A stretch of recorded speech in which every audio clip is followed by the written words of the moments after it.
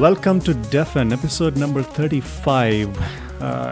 Today we are going to speak with our very special guest from Germany, right? Thomas? Germany, right? Yes. So we have Thomas Heller from Germany. Hello. Welcome to the show.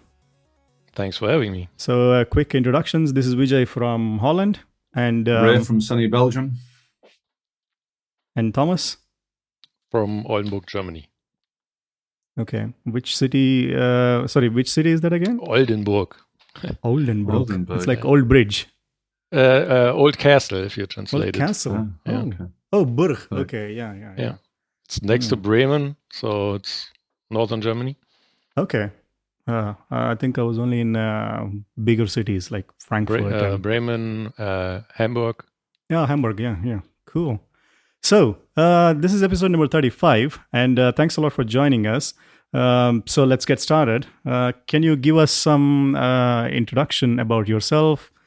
Like, how did you get into Clojure, and what are you doing these days? And we'll get into other projects soon. Sure. Well, I'm a self-employed independent programmer. Have been for 20 years about that.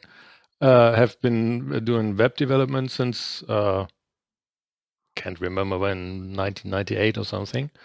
Internet Explorer 4 days, and I usually jump between languages every few years, and then I think 6 years ago I looked at Clojure and experimented with Clojure and really liked it. So I stuck with it, I guess.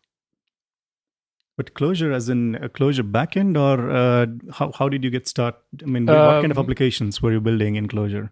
I looked at it when ClojureScript was announced, the initial announcement. And I never used a Lisp before, so it looked totally alien. I couldn't make sense of any of it. But the idea sounded good. And I have been a Java developer for many years. So I knew the JVM, and I liked the JVM. Yeah. And I was doing Ruby at the time. And I hated Ruby because scaling was really annoying. And I always wanted to go back to the JVM. So Clojure was nice. And the promise of ClojureScript, the promise of having the same language on the server and on as you have on the client, seemed too good to be true. And so I tried it several times. I failed for a year, I think, until it finally clicked and made sense, so I could use it. And I had several projects at the time. And the way I do experiment with the languages is I have a running project that was a Ruby project. And I wrote it in Clojure just to have a comparison. And at the time, I only did the server side, so no ClojureScript yet. Just to compare how much code it is, how easy it was to maintain, how it worked, was it faster, was it slower? And that's how I got into Clojure. And ClojureScript was only the initial. Just before you push, go on, I guess. Thomas, what was your conclusions when you were doing the server-side stuff with Clojure and Ruby? How did that shootout work out for you? All the headaches I had with Ruby went away. I was back on the JVM, so I liked that. And it was overall quite a bit faster and much less pain involved, because at the time, the Ruby project was running into scaling issues. And since Ruby doesn't do threading very well, you do the usual, or back in the day, you had Unicorn and very many workers that couldn't share memory. So you had to talk to Redis or Memcache or a database. And constantly going between all the workers and never having shared memory and all that stuff made it really annoying to work with. Was this with Rails or with Sinatra? That was Rails. Okay. The pure Rails. Can't remember which version, but an old one. But it was just annoying and seemed unnecessary. Since I knew the JVM, I knew Java, I knew what you can do with one machine with the JVM, how much faster this used to be, and then Ruby was just slow. And I always like optimizing things, so Ruby just got in the way and had to go. But it was a nice language compared to Java Ruby, of course. I don't hate Java. No. I hate the Java enterprise world. So all the patterns and factories and whatever. But you don't have to do that. You can write pretty simple Java code that still works and looks okay. And what I liked about Ruby was easier templating. Since the language was much more dynamic, you could do templates way easier. And I never liked the template solutions for Java. They all sucked. Yeah, I think we had like free marker and velocity, a couple of other things. Is that kind of templates that you're talking about? Kind of. Like ERB and Ruby and yeah. That's true. Yeah, then in I guess the first template language that I used was ERB, but then you got Hamel, which had indentation-based syntax, and that just felt nice since you had just had to type less. Yeah. So on the closure side, were you using Hiccup or was it something else back in the day? Hiccup, yeah. Hiccup. Because that seems. So you entered. Go on, Vijay. So you entered Clojure world right when ClojureScript was announced? No, a year after. So I looked at it when ClojureScript was announced, and I tried using it. I failed several times. The first one. Because I never used Lisp before. I couldn't get used to the parens. And editing was just a nightmare. Balancing the parentheses was annoying. And I was using TextMate at the time. TextMate, yes. I mean, Ruby people are TextMate. This is like the I used Vim before that, and it doesn't have good Clojure or Lisp support, and I had to learn Emacs because of ParEdit, because everyone was saying learn ParEdit, and I failed so many times. It was just frustrating, and just keep pinging at me. And then after several attempts and several failures, I finally understood ParEdit, and then I learned enough of the key bindings to make it work. And then everything clicked, and then I just can't go back. I can't do it without anymore. So obviously Emacs is the thing, and then now once you're cursive nowadays. I never could get used to Emacs. One for the cursive team there. Yeah. But is it? You strike me as a very smart guy, Thomas. Actually, very pragmatic. Anyway, so just to be quick, so going back, so like the nice thing about Ruby on Rails, obviously, was that Ruby made web applications quite easy. It had all the kind of database integration, etc. Difficult to scale, as you say, but there's plenty to like about it.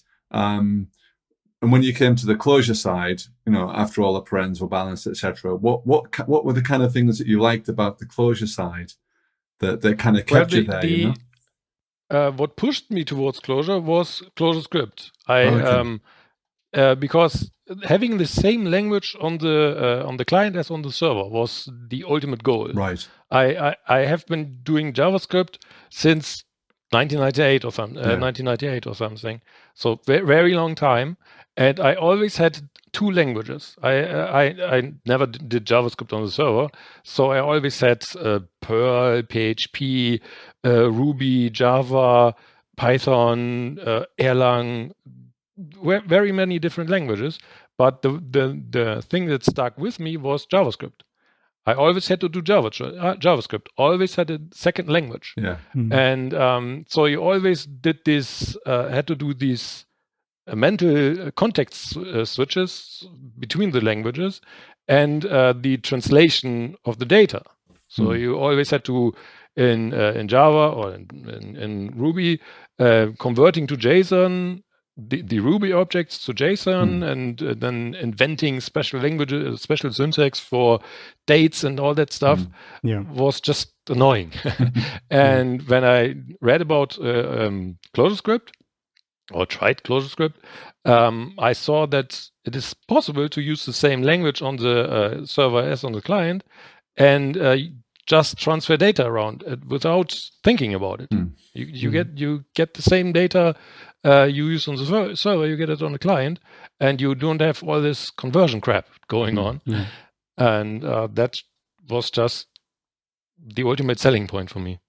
But what kind of typical? What is an example of a typical application that you are building? Varies, but typical websites for a small to medium-sized website, where CMS systems, content management, with shop systems, all this. Anything web, really. Okay, nice. So you learn different kinds of languages, but obviously, I mean, if you see your experience, you worked from mostly non-functional languages, if I understand correctly. Before I came to Clojure, I looked at Erlang pretty extensively. Yeah. And I absolutely love it, but it's not usable for the stuff I'm doing. But functional Erlang was the first, and then Clojure. Okay. And did you take a look at Phoenix or Elixir Phoenix things as well? I did, but I liked Erlang already. Why would I use them? So. Okay. Because that was the idea, right? I mean, at least there was the push for, because there is some meta programming stuff in Elixir that is not there in Erlang, probably. Or you could Elixir do it in Erlang with path transforms and whatever, but Erlang has the issue that it's built for something very specific. Yeah. And if you do just HTML generation, it was never built for this. So it's not specifically fast for this. So you can do it, you can get it fast enough with IO lists and whatever. But just reading stuff off the database, generating some HTML string is not Erlang's strength. Yeah, it was never built for. I think it's good for chat applications and things like that. Yeah, if you need high parallelism with high concurrency, then Erlang is perfect. I would do all kinds of chats and servers that really need this level of concurrency. I would use Erlang, but I usually don't build those applications. So, and then comes ClojureScript, and so if you. What is your typical stack with ClojureScript, Clojure things? I mean, what kind of libraries that did you standardize on that kind of stuff, or use Luminous or something? Given that I started pretty early after the announcement, there wasn't much around, so I wrote pretty much all my own stuff, which I was used to since I had done it so many times before. And just seemed normal to me to do that. And Clojure was around a bit longer, so there was hiccups. So I used that to do the HTML templating for my client-side stuff. And it's not hard to write. So React wasn't around, so I did my own stuff. Just the usual DOM manipulation stuff. And libraries, I think I didn't use any in the beginning. Did you use much kind of like JavaScript interop, or did you? When I started, the app I first ported from Ruby to Clojure still had a pretty significant CoffeeScript, CoffeeScript client side. So at first I used the client side CoffeeScript, and then I started porting more and more parts of it. So initially I did a lot of JavaScript interop, and then eventually it just got to be all ClojureScript. Okay. And on the server side, like a database related stuff, what kind of the standard Java stuff? So Okay. JDBC, Okay. Jetty as a server, HTTP server. Yeah. And was it mostly kind of like for the JavaScript? Was it mostly like form filling and animations and stuff like that, or were you doing these single page applications? Yeah, the rich internet applications, whatever. Both. Yeah.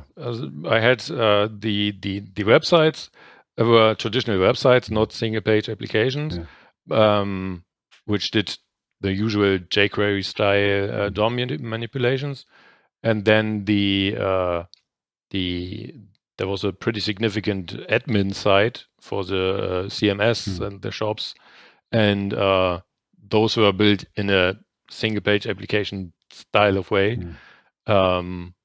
So pretty big ball of mud. So how did you come to shadow-cljs? So what is the history and why did you build this thing? And maybe a quick intro about what shadow-cljs is. Yeah, let's go through what it is. Nice as well. Yeah.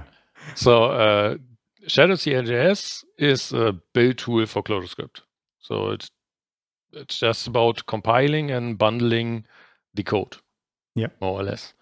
And it started out as shadow build, and just because the more code I had ported, the more my project grew, and the slower it got to compile. And I came to the point that I wanted to do stuff that the ClojureScript compiler couldn't do. I knew that the Google Clojure compiler could do it, but ClojureScript at the time had no support for modules, which is the code splitting. And I wanted to use that. So I had no other option than looking into how it worked. And it's not that hard to make work. And I started writing specifically for modules, since since ClojureScript itself had no support for it. And that's how it started, basically. So it started in 2013. So it was it a kind of ClojureScript Webpack initially? Is that what you're saying? Initially, it was just about modules. Okay. It was just taking. So ClojureScript has two parts to its compilation. First, you need to compile the ClojureScript to JavaScript, and then then ClojureScript is basically done, and then the Google Clojure compiler is used for bundling stuff together. Right. So and modules basically has nothing to do with ClojureScript. It is not involved in that part. Right. It's just about taking the JavaScript that the ClojureScript compiler produced, and then copying, feeding it in the correct order to the Clojure compiler. So it was just the bridge between the two compilers that I was doing, and so couldn't really compare to Webpack. More. You could have done it with the shell script at the time, because the Clojure compiler has a executable that you can use, and you can do it with that alone. So what was the advantage of modules then? What was the thing that motivated you to do? Why? Since no one cares about modules in JavaScript, why did you care about it? My app was getting too big. Because one thing I didn't realize at the time, but I had all my ClojureScript code in one folder. So the admin stuff was on source CLJS, the client side stuff was in there, the shared stuff, everything was in there. And the ClojureScript compiler, still to this day, compiles everything in that folder. So and then advanced optimization is supposed to kick the stuff out you are not using, but it doesn't kick out everything. So the client side app, the thing that's got shipped to the user, included most of the admin stuff, although they never used it. Right. And at the time, I thought modules would be nice for this, because I just make a user module and an admin module, and the admin module never gets loaded by the user, so the JavaScript stays small. Yeah.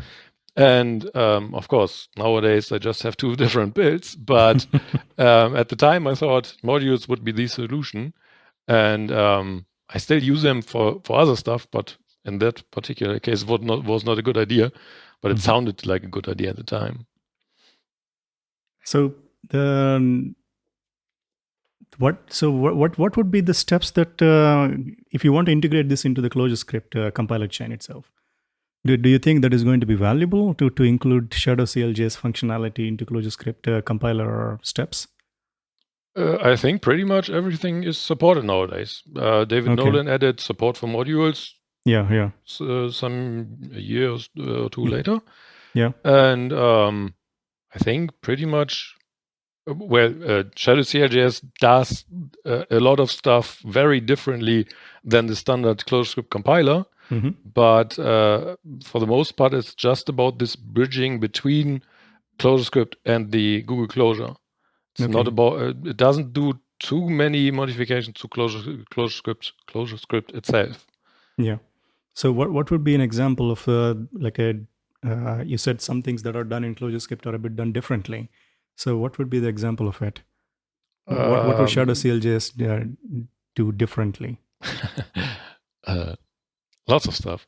I guess the biggest difference is the way the namespace form, so NS in every ClojureScript file, is handled, because I do two-pass compiles. This means that I first read the file, only the namespace, and then resolve according to what the namespaces are, sort all the files, and then compile with parallel compile, as opposed to the standard ClojureScript compile, which does one form at a time, basically. Okay. So ClojureScript is supposed to work like Clojure. And Clojure works by reading one form at a time, compiling it, and executing it. And in ClojureScript, this is not super useful, because you want things to be more static because of the Clojure compiler, a Google Clojure compiler. And that's the big difference, is how the compiler actually does stuff. And the result is similar, but since I control how dependencies are resolved, I could do the JavaScript integration completely without the modifying anything in ClojureScript itself.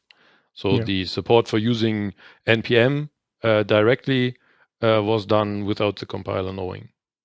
Okay. So given that, so you said you're one of the primary motivations to pick up ClojureScript is that using the same language across server and the client.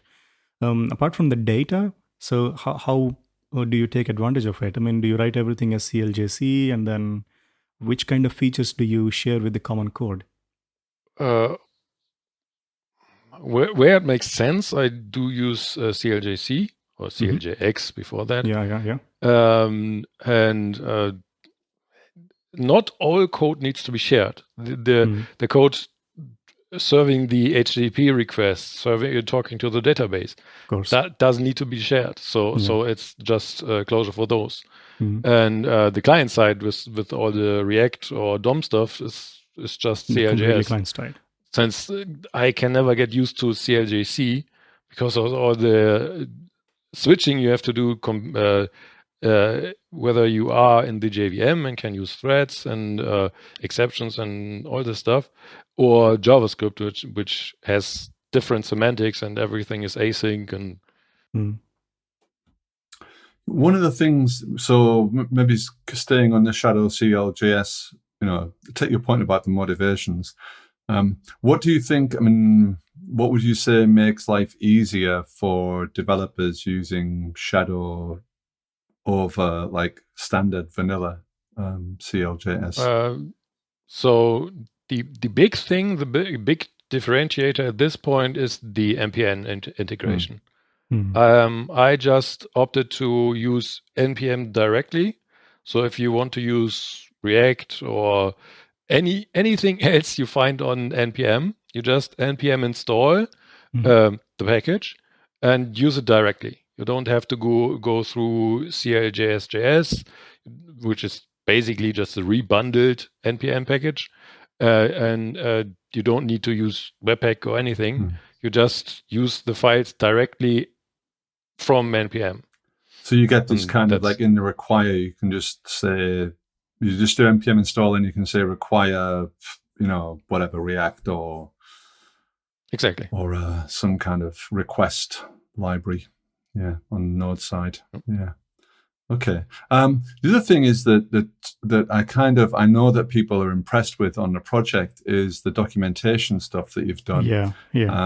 Because that, to me, I've got to be honest, that like you said at the very beginning of this conversation, what is the barrier to using ClojureScript? And it has been, I think it's getting better on the ClojureScript side, but like the entry-level documentation and getting started part of ClojureScript was absolute torture at the beginning. It's definitely getting better. I think we can all agree on that. But your documentation, and I think it's yourself and Tony K who are doing this, if I'm not wrong, but you've really done a great job. So kudos to you on that. Yeah, thanks. So the big push, so the project is old. I have been using this for 4.5 years now, and I never wrote any documentation. I basically just wrote it for myself, since I had these issues I wanted to solve. Yeah. And then last year in August, I think, I started noticing that other people were interested, and I could do stuff that are currently hard to do in ClojureScript. And I just need to write documentation. So I started writing some wiki entries, some examples, and it was just all over the place. I never quite organized it. And then Tony K at one point became interested in shadow-cljs and wanted to try it for himself. And he's for Fulcro. He wrote the documentation, which is fabulous. And he just took everything I wrote from all the different places and put it in one document. And structured it like he thought would be all right. And I just kept working on that after that. But he definitely did the initial push and organized the stuff. Since I just wrote something in wiki and something on my blog and something in an example, it was horrible. And the documentation now is still a struggle. It's still lots left to be documented, but it's much better now. So now it's actually getting usable. It's very usable. It's one of the things that I'm really personally very impressed by.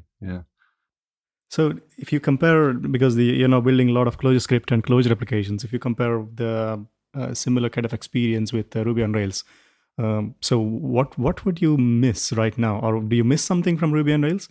Of course, you can say the Mongrel and whatever. I used to do that shit when it was Mongrel, so that was a long time ago. So you don't miss anything from Ruby at all? Absolutely nothing. Nothing at all. Because there is always this friction online. Whenever you speak to somebody, they're like, there is no framework in ClojureScript like I don't care. That's what I like about it. Because so I have been doing this since forever, especially JavaScript. When I started with JavaScript, there was no jQuery, there was no Webpack, there were no tools. So I always had to know the basics. I had to know how everything fit together, how they worked, and so I always try to pick my own stuff. And in Ruby on Rails, it was nice to not have to pick your own stuff. So they gave you everything until it didn't work anymore. Until you wanted to do something that they didn't support out of the box, like talking to two different databases. They added it eventually, but it was pretty damn annoying to do in the beginning.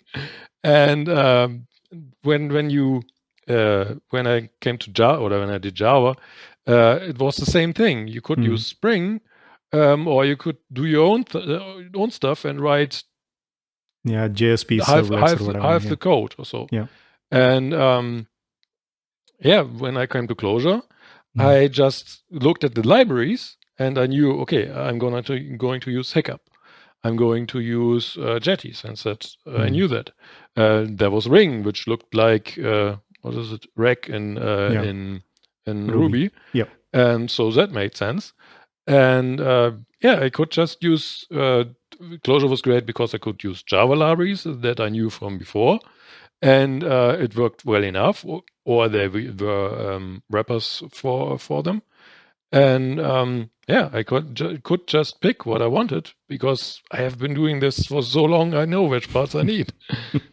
Can we? I mean, I'm just conscious of the fact that we really want. I personally would like to talk quite a lot about shadow-cljs. So can we? Yes. Can we go back to that? Because I think that's. I mean, it's all like the bullshit about Ruby and blah blah blah. Okay. It's great. We loved it back in the day, but we throw it in the bin now. So I guess.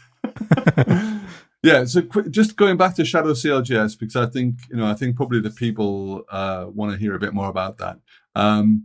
So dependencies. One of the things that's moving on a little bit with Clojure script and Clojure in general is there's kind of a new style of doing dependencies, because you're saying NPM and stuff like that, which is all great. But obviously now with CLJS and CLJ, we've got this deps.eden. Now that's just a way of expressing the dependencies. Is that something which you support in shadow-cljs? How is that kind of working there? So first of all, NPM is horrible. I don't want to use it, but the JavaScript world is using it, so we kind of have to. But deps EDN or tools deps is supported. You can just use it. The only part that shadow-cljs needs from that is constructing a class path. Right, you just need to know which jars to load, and you can do this with Leiningen, with tools deps, or with shadow-cljs itself. Since all it needs is the class path. Yeah. It is basically just a Clojure library. You can use it with Leiningen. You can use it as boot, but boot's a little bit more complicated. So the only thing it needs really is the class path creation, and you can use it completely without any tools and just do Java, class path, whatever.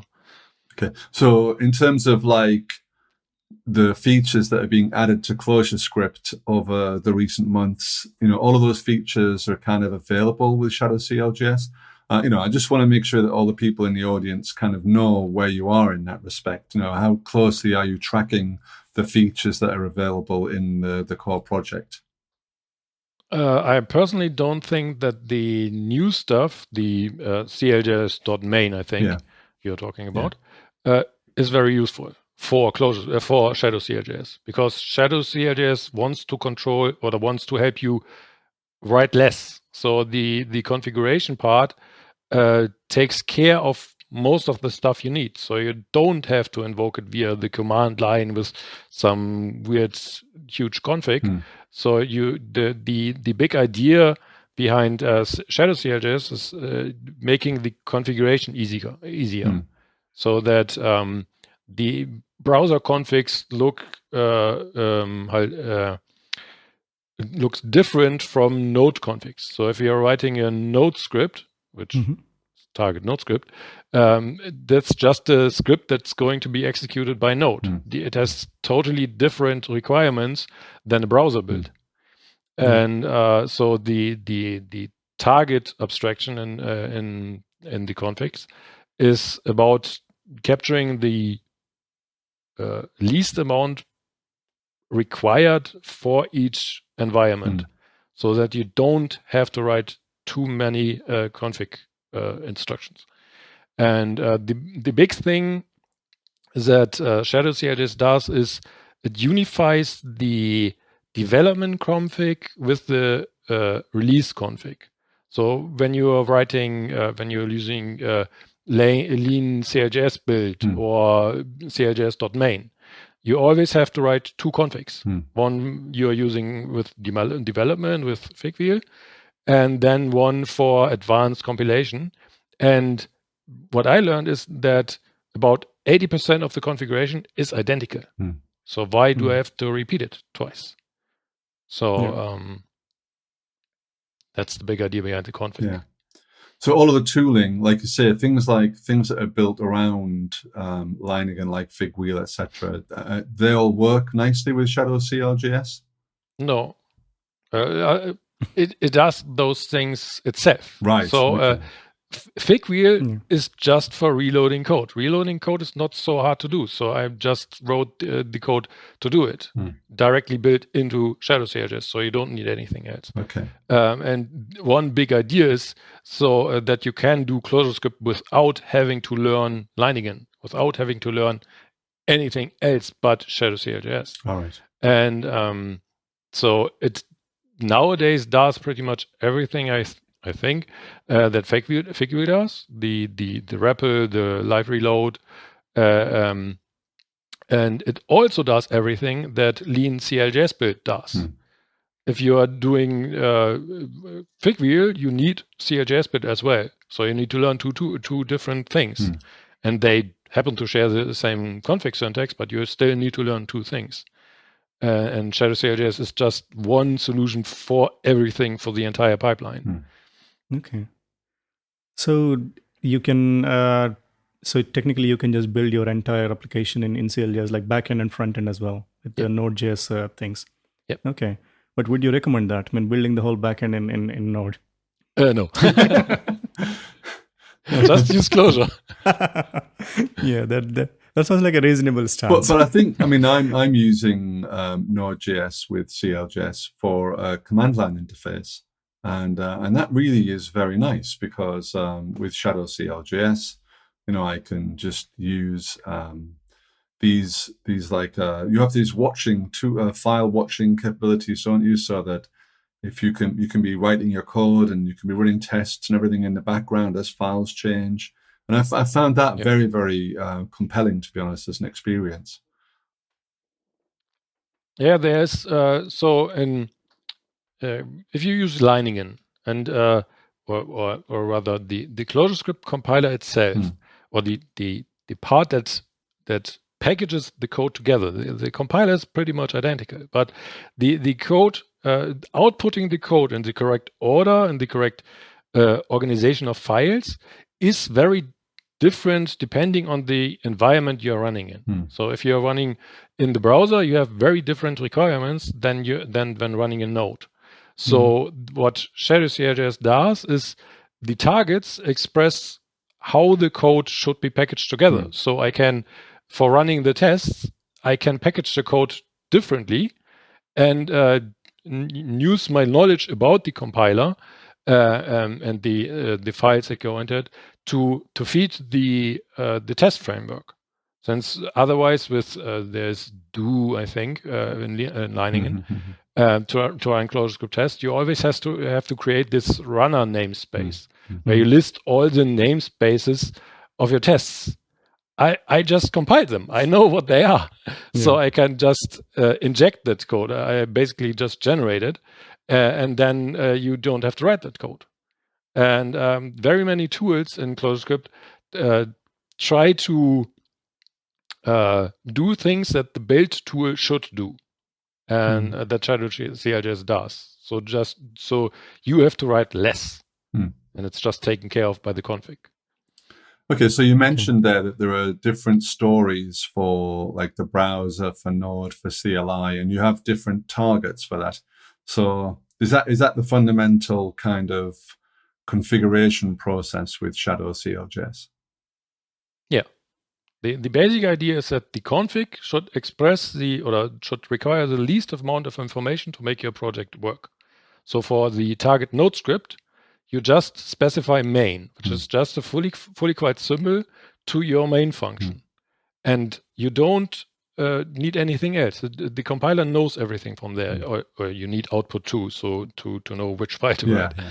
But after that, the compiler can do the rest, and it can inject or call the function for you directly.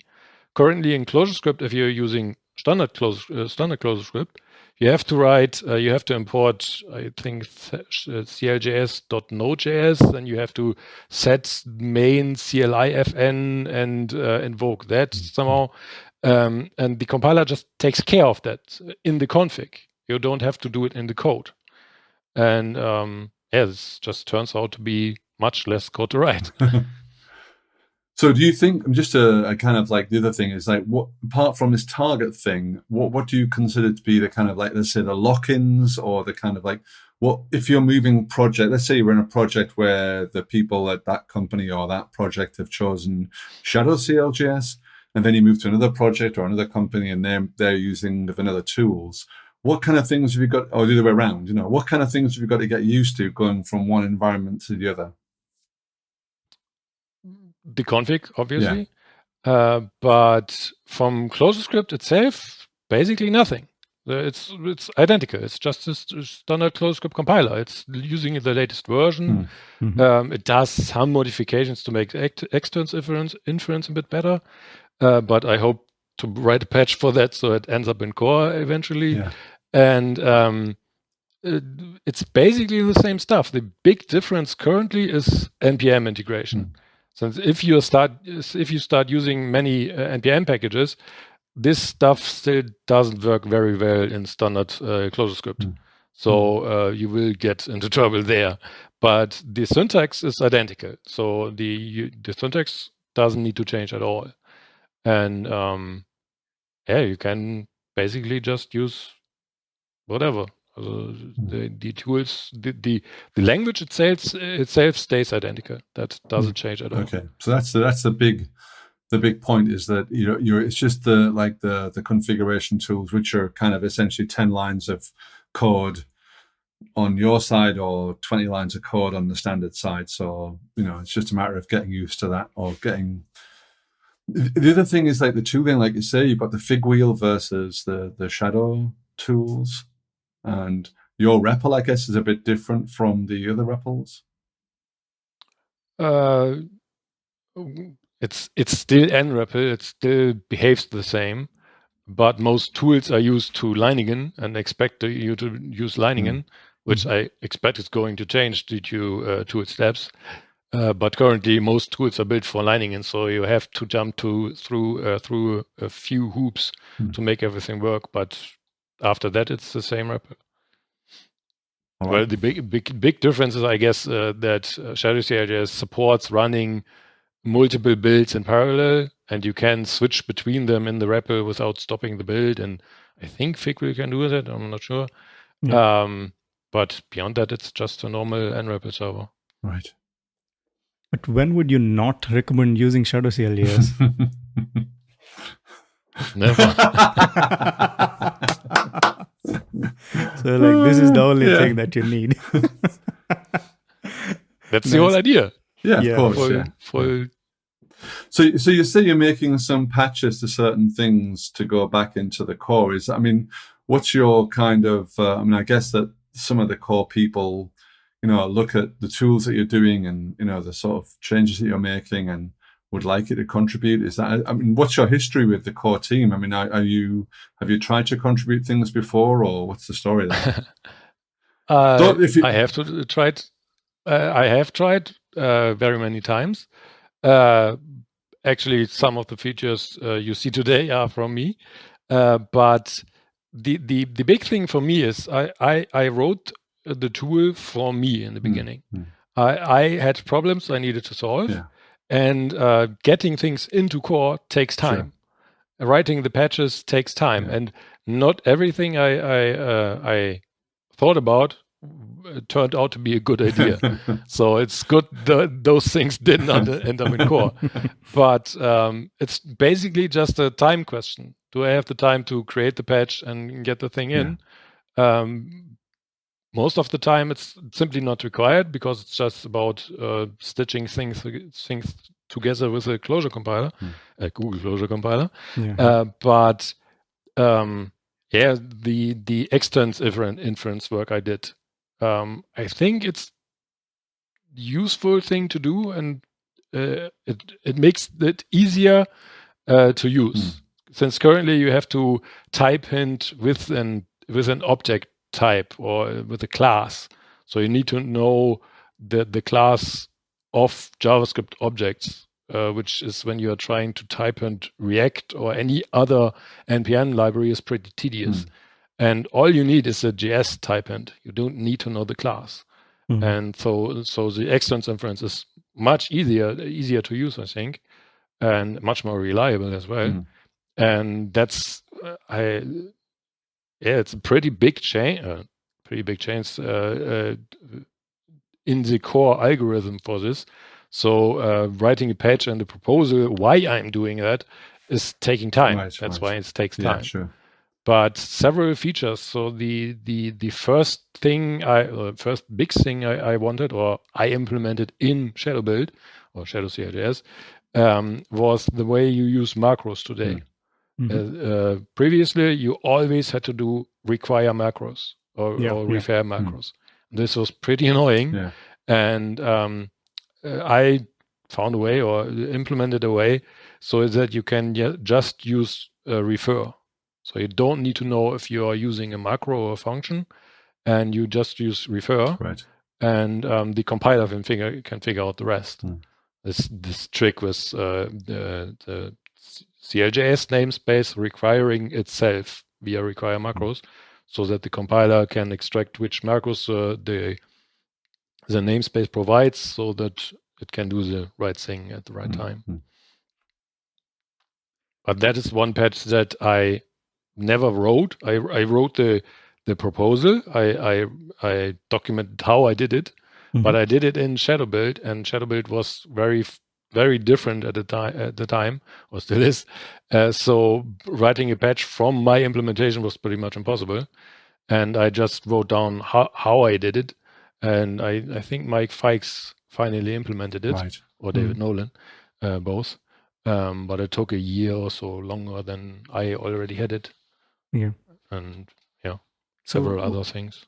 One of the things that you talk about is the warning tracking. What exactly is that one? It's a better warning tracker. So it's mostly about cache invalidation, I guess.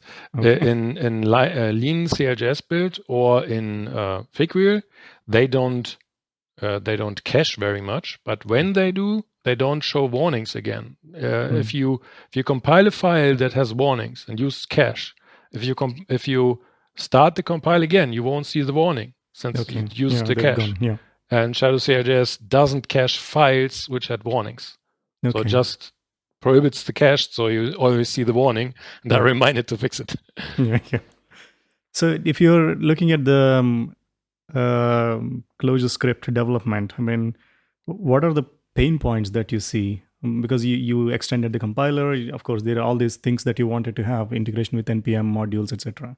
But in normal development, I mean, what kind of pain points that you still think are there? I guess a fan favorite of error messages, which are bad, could be better. I tried to do my best to fix most of them, but it's really hard writing good error messages, and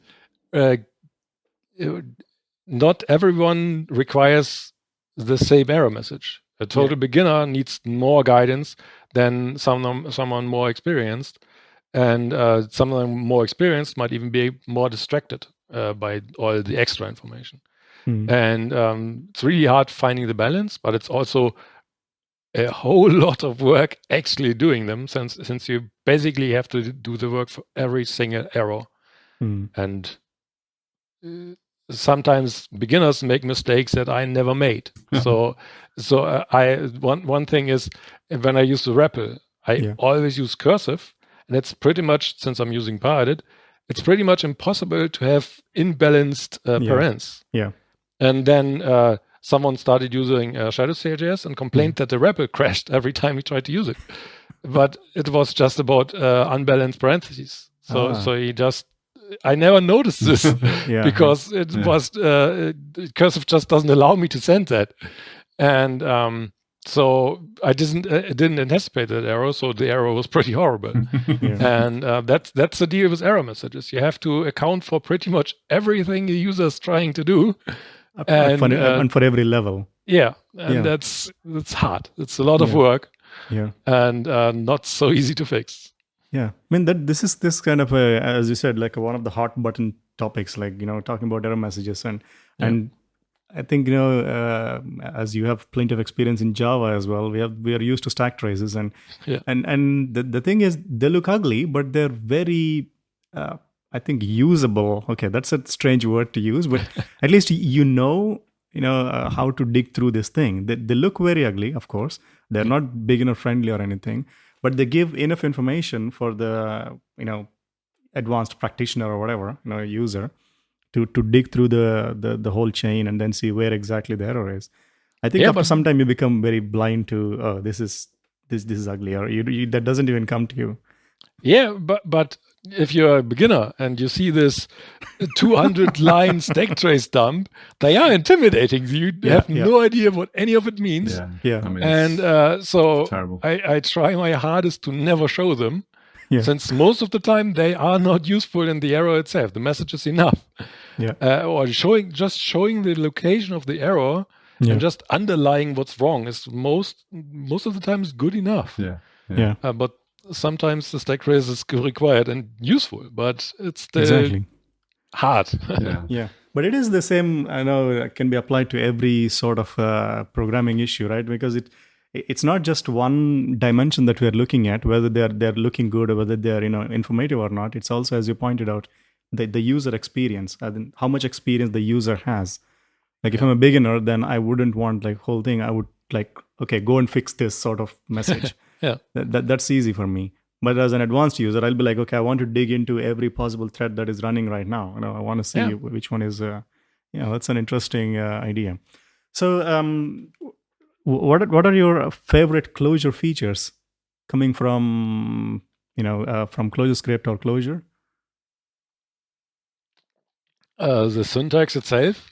So initially you said syntax was the most tricky point for you to get in. After it finally clicked and made sense, it's just I can't write code without it anymore. It's when I write Java, I always place the parens on the wrong side, and the indentation. If you write an if or anything deeply nested is horrible in Java or any other language.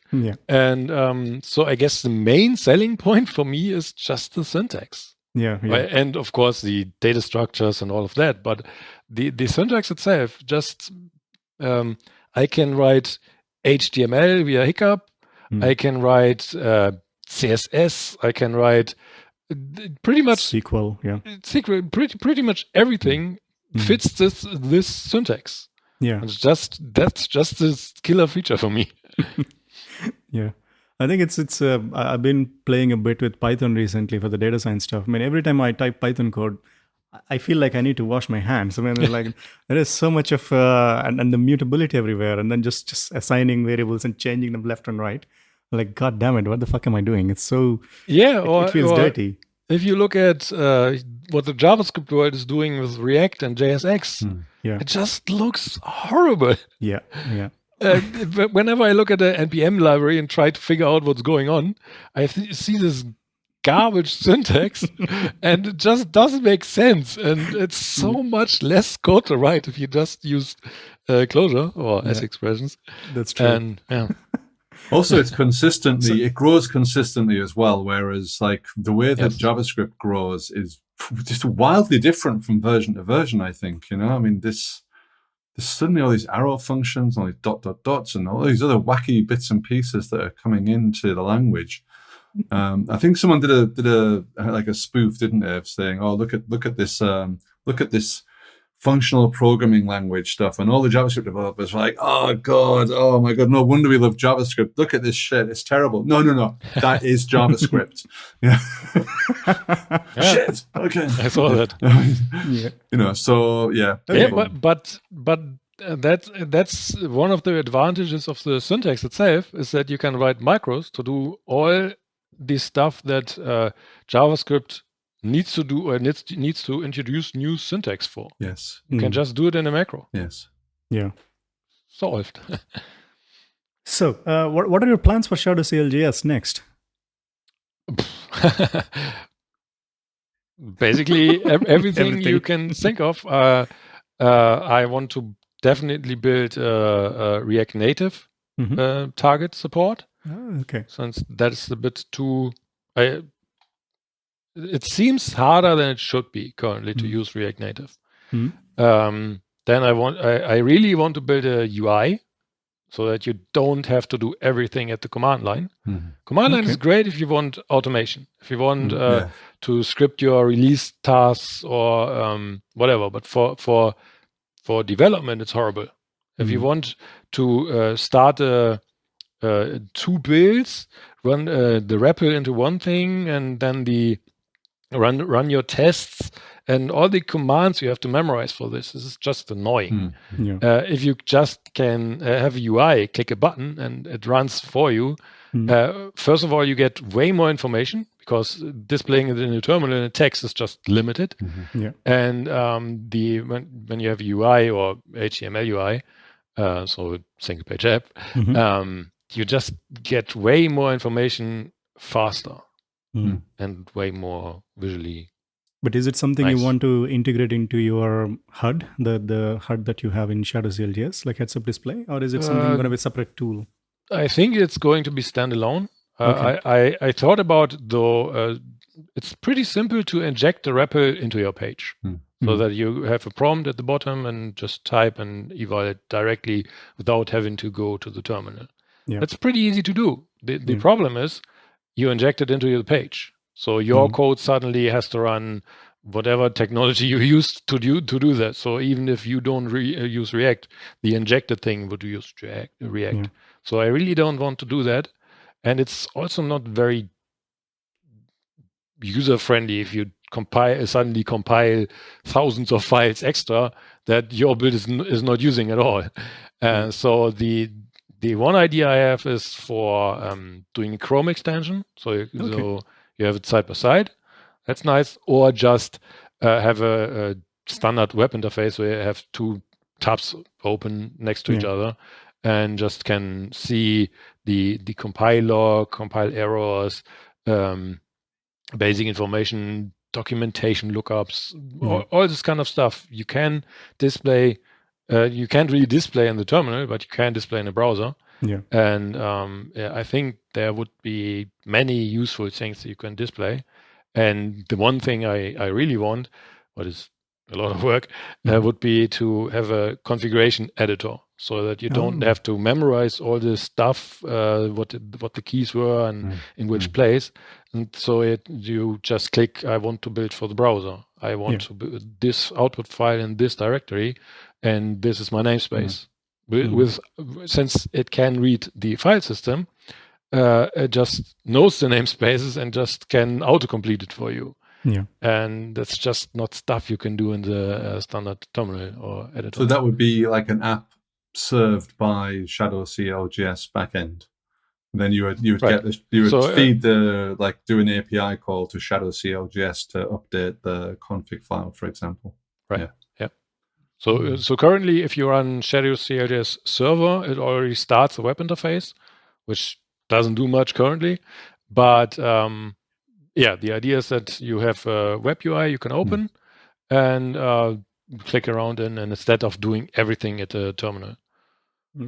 There are useful things in the terminal. So the release automation for continuous integration and all of that. You definitely want the command line. But during development, we can do way better than that. Yeah. Like you say, you need all of the bits and pieces so that you can go off, you can persist it and have the CLI run it. But that doesn't. But you shouldn't have to interact with all that kind of stuff through some like crappy editor that people like. You can totally do it, and if you know what you're doing, that's probably faster than clicking through the UI. Sure, of course. But for a beginner that doesn't know which key goes where, all the stuff, the web interface could just show all the information. Just show which namespaces are there, even let you inspect the namespaces, browse the documentation, and all this stuff. So you can display just way more information that way. and not everything has to be done at the REPL. Yeah. So a final question about shadow-cljs. Maybe this should have been the first question. I mean, so what is the what is the name? I mean, like, why did you pick shadow-cljs? Naming is hard. And when I came to Clojure, the very ClojureScript, the very first namespace I needed, or very first namespace I wrote, was DOM stuff. Since I used to use jQuery and did a lot of DOM the pre-React days. Yeah. And at the time, the new standard that was announced was Shadow DOM. Yeah. So very creatively, I named the namespace shadow.dom, and that's where the name stuck. The library was called Shadow. Yeah. And it had a namespace Shadow DOM. Yeah. And the Shadow just stuck around. So initially it was called Shadow Build because it was meant to build my Shadow builds. So okay. I was trying really hard trying to understand what exactly Shadow is, because I remember, like, in my native tongue there is like a second grade detective novels, and the guy was named as Shadow. it's totally like uncreative, totally James Bond like character or something. No. It's really just about naming is hard. Seeing my own name in every namespace was annoying me. Yeah. So the library I wrote, since I wanted to use it in a different project, needed a common name, and the thing was the big thing that everyone thought was to be the future was web components with Shadow DOM. And that never happened, but the name stuck around. So. But now you have an opportunity to come up with a very cool backstory. Just rewrite the history and then come up with an amazing story. I thought it was because you were shadowing CLJS. That's what I thought. No. You can see it that way. Yeah. I think in a way that's it is. the backstory. So it's the backstory that you want to give out. Yeah. We'll help you with your marketing. It follows the CLJS like a shadow. Yeah. Sweet. Okay, so I think before we go offline, maybe a quick roundup on what is happening around, because there is a lot of noise about GraalVM and people building native images and all that stuff. So what is your opinion about that one? I like it, but it's for ClojureScript itself, it's basically not very useful yet. The big thing is that's interesting is compiling the JavaScript to run in Graal instead of Node, which gives you access to all of the JVM. So if you want to use threads in JavaScript, you can do that with Graal. That's nice. But I'm not. When I'm at that point, I might as well write Clojure. So what's the point of using ClojureScript then? The idea that's interesting or would be interesting for shadow-cljs itself is I do a lot of interop with Node. So via Babel or any other Node library. And currently I have to start a Node process for that and talk to it via TCP/IP. And that's pretty annoying. So it would be nice if I could just launch a Node context in the JVM and have access to all the code still without having to leave the JVM. That would be nice. But beyond that, it's not super exciting. It's interesting from a language design standpoint, but it doesn't provide anything I really need currently. I'm actually curious about the polyglotness of it, because they said there is no, you can use the same, not the same, but you can use multiple languages and then share the code pretty quickly or in a nice way or something.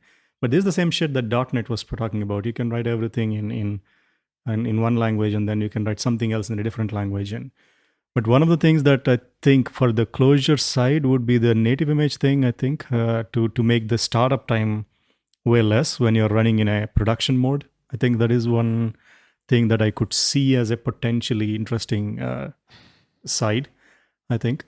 But usually that's not a big problem, because you just start it up and you're done. And once it warms up and you don't need to care about it. I think right. So the people always complain about startup time. It's always too slow. And if I start something once a month or so, I don't care about startup time. Even if I only started once per day or so, I don't care if it takes 10 seconds or one. This is not relevant. If you write command line applications, like the Node world does a lot, you want those to start fast. But I already can use ClojureScript for that. And a lot of the dynamic stuff that Clojure does won't work with a native image. So if you have any dynamic require or any of the dynamic stuff, basically anything that makes Clojure great, it won't work with a native image. So if you want to heavily optimize your code that basically has the same limitations that ClojureScript has due to the Google Clojure compiler, you can use native image. But why would I give up that power? It seems to me as well that I mean, on a personal level, I would much rather go for a much more live coding environment than a fast startup time. Of the two things, I don't give a shit about startup time, but I do care about the live programming environment.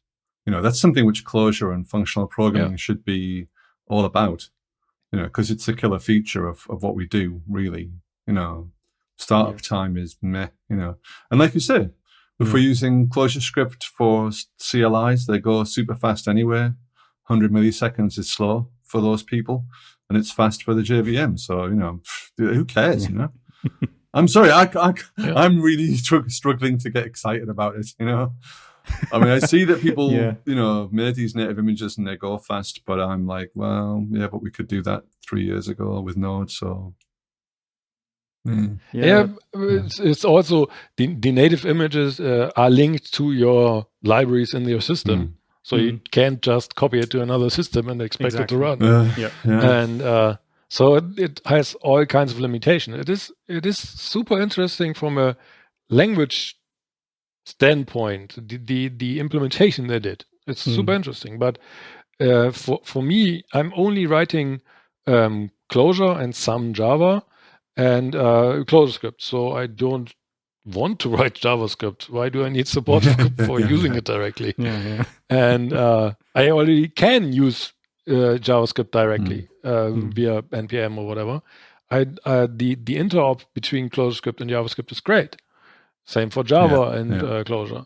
And sure, if you have something machine learning or some other toolkits where Python is very popular, then that might be useful for you. But for the stuff I'm writing, it's not interesting. I think there's, like you said, Vijay, it's a bit of a CLR play by Oracle. To me, there's a bunch of things interesting about it from an academic perspective in terms of what does it do for hotspot and the infrastructure of the JVM, but that's kind of it's super academic, at this point for us. But also this whole notion though that you get the performance you pay for sucks ass, I think the community edition and the enterprise edition for a VM are come on, this is just that bullshit. Just sucks. I mean, if you want it 24 times faster, just pay us more money and we'll make it faster. Sure, okay. That sounds like an interesting they idea. Should burn in hell for that. Yeah. Anyway, on that bombshell, so we're almost at the end of the episode. Thanks a lot, Thomas, for joining us and taking us through the shadows of the dark side of ClojureScript. The dark side of C. The samurai swordsman. Exactly.